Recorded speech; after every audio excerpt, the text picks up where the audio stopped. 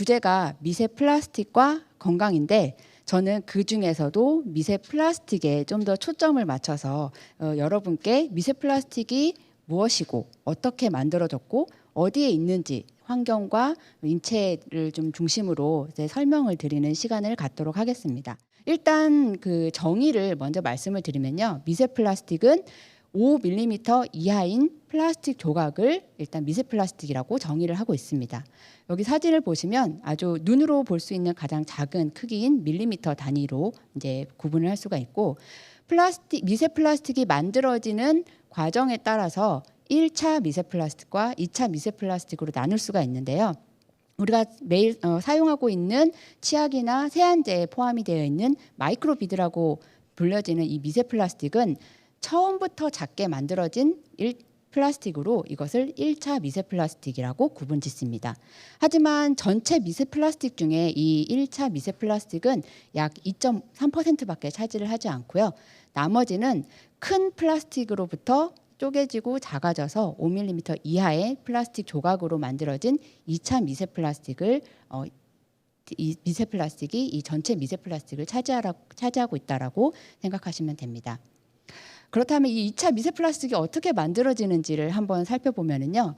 큰 플라스틱이 사용 후 그 환경에 노출이 되게 되면 우리 자외선을 통해서 굉장히 강한 에너지를 가지고 있는 이 빛이 이 플라스틱을 점점 쪼개지게 만들 수가 있고요. 물리적인 힘에 의해서도 사실 이런 플라스틱이 작게 쪼개질 수가 있습니다. 이렇게 작게 쪼개진 조각들이 미세화되면서 5mm 이하가 되고요. 그런 플라스틱 조각들이 환경에 노출이 될 수가 있는 것이죠. 그러면 실제 미세 플라스틱을 한번 사진을 보여드리도록 하겠습니다. 이건 다 제가 직접 실험실에서 찍은 사진인데요. 이 실제 펠렛의 크기를 저렇게 자로 한번 비교를 해보면 약 5mm 정도 됩니다. 그래서 어떤 기준을 그 5mm를 왜 기준을 잡았는지에 대한 얘기가 나올 때 이 펠렛을 기준으로 잡지 않았나라고 생각할 수도 있습니다. 또 하나의 크기를 좀 소개를 하고 싶은데요. 5mm 이하는 굉장히 또 그 범위가 큰데 그 중에서도 우리가 박테리아 약 1마이크로미터를 가지고 있다라고 알고 있는데 그 박테리아보다 더 작은 크기를 나노미터라고 합니다. 이 나노미터를 가진 크기의 미세 플라스틱을 나노플라스틱이라고 정의를 하고 있고 사실은 이런 나노플라스틱은 광학 현미경으로도 관찰이 어려워서 전자현미경으로 저희가 확인을 할 수가 있고 이렇게 전자현미경 사진으로 이렇게 보여드릴 수가 있습니다.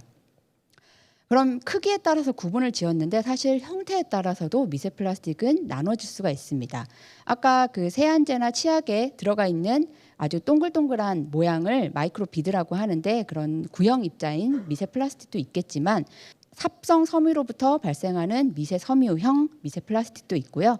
그다음에 스티로폼처럼 약간 탄성이 있는 거품형 그리고 비닐과 같은 필름형도 있고 하지만 많은 미세 플라스틱은 그 모양이 일정하지 않는 불규칙한 모양을 주로 가지고 있습니다. 이렇게 전자현미경이나 광학현미경으로 이렇게 볼 수가 있고요. 그 중에 또 이렇게 색깔이 있는 미세 플라스틱들을 관찰을 할 수가 있는데 이것은 플라스틱 제품을 만드는 과정에서 염료라든가 다른 화합물들이 첨가되어서 이런 것들이 섞여 있는 미세 플라스틱을 관찰할 수가 있습니다. 그럼 지금까지 미세 플라스틱이 어떻게 만들어졌고 어떻게 생겼는지 관찰을 했는데요. 그것이 어디에 있는지를 한번 살펴보도록 하겠습니다. 우리가 환경이라고 하면 굉장히 범위가 넓은데 저는 그것을 이제 세 가지로 좀 구분을 지어서 설명을 드리도록 하겠습니다. 첫 번째로 미세 플라스틱이 처음 이렇게 이슈가 되기 시작한 분야가 바로 해양 분야입니다.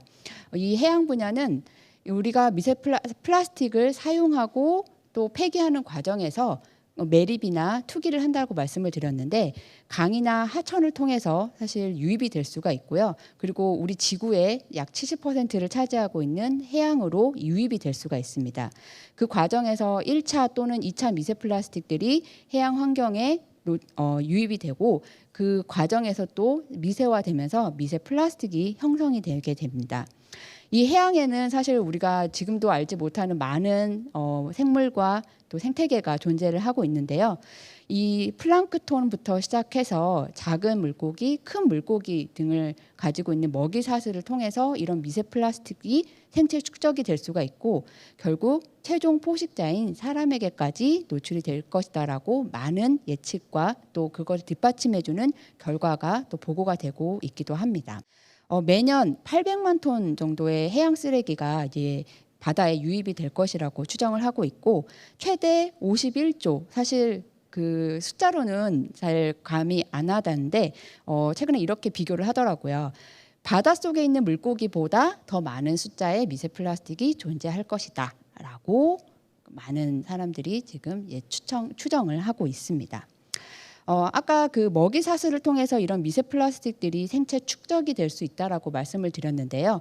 이미 많은 문헌을 통해서 작은 물고기 그리고 바다새 또 고래와 같은 포유류에서까지 미세 플라스틱이 노출되었다라고 지금 보고가 되고 있고요. 마찬가지로 그런 물고기나 또 뭐 굴이나 조개와 같은 이런 해조류를 먹는 이제 사람에게까지 이 미세 플라스틱이 전달이 될 것이다라고 예측을 하고 있습니다. 지금까지는 이제 해양에 대해서 말씀을 드렸는데요. 이 미세 플라스틱이 바다로만 가지 않을 것이다라고 지금 연구가 되고 있는데 사실 플라스틱 자체가 굉장히 가벼운 소재입니다. 그래서 밀도가 낮기 때문에 이 공기 중에 이제 떠돌아다닐 수가 있고 또 대기를 통해서 우리가 사람이 닿지 않는 곳까지 이동을 할 것이다라고 예측을 했는데 그것을 뒷받침해주는 결과들이 최근에 보고가 되고 있습니다. 대표적으로 사람이 살지 않는 북극에서 미세 플라스틱이 검출이 되었는데요. 그 원인을 찾다 보니까 이 대기를 통해서 이 미세 플라스틱이 조각들이 이동을 했을 것이다라고 추정을 하고 있고요.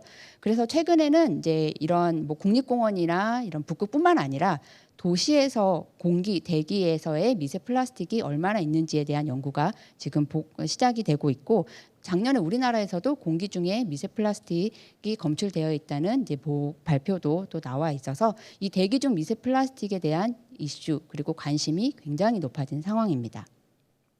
마지막으로 그 환경 중에 이제 토양 환경을 또 빼놓을 수가 없는데요.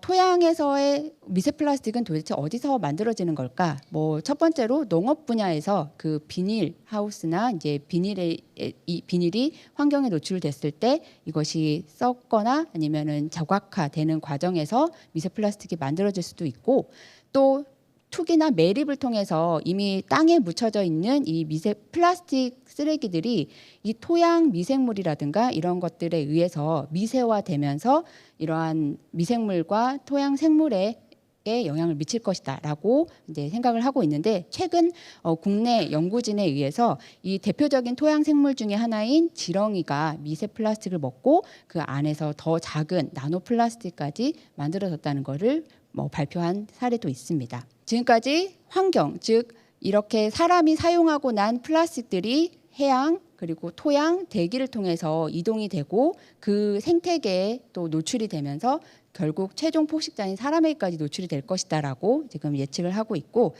지금 짧게 사실 사람에 대한 미세 플라스틱에 대한 검출 영향은 최근 2, 3년 동안 막 나오기 시작을 했고 아직 정확한 숫자라든가 많은 결과가 있는 것은 아닙니다. 하지만 있다는 것이 지금 밝혀져 있어서 그 부분을 몇 가지 소개를 해드리도록 하겠습니다. 이 대기 미세 플라스틱은 이제 호흡을 통해서 우리 사람에게 노출이 될 수 있는데 얼마 전에 사체라든가 또 환자 샘플에서 이 폐에서 미세 플라스틱이 검출된 보고가 이제 발표가 되었습니다.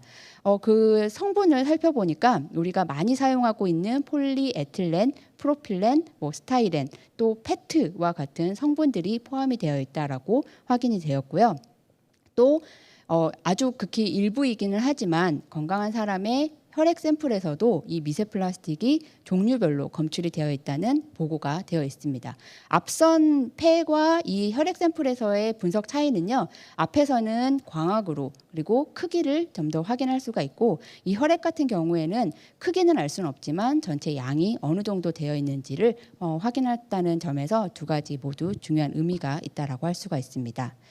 그리고 이건 좀 놀라운 사실이긴 하지만 그 인간 인체의 태반에서도 사실 미세 플라스틱이 검출이 되어 있는데 옆에 사진들이 바로 실제 그 검출된 미세 플라스틱을 보여주고 있습니다.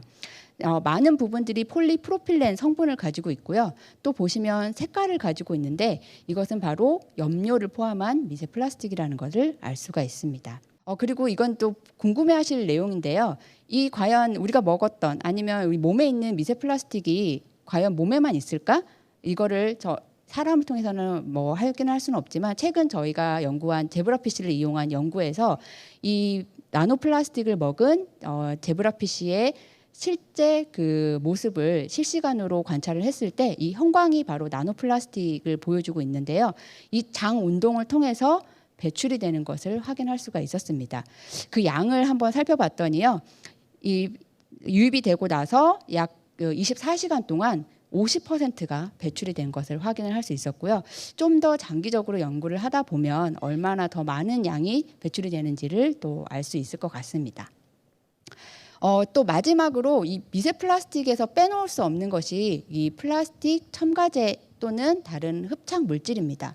아까 플라스틱 제품을 만들 때 그 플라스틱만 들어가는 것이 아니라 이 플라스틱 제품의 강도라든가 기능성을 부여하기 위해서 다양한 물질이 사용이 되고 있는데요. 대표적인 경우가 비스페놀 A라든가 폴리염화 바이페닐 같은 이런 가소제, 첨가제 등이 있습니다.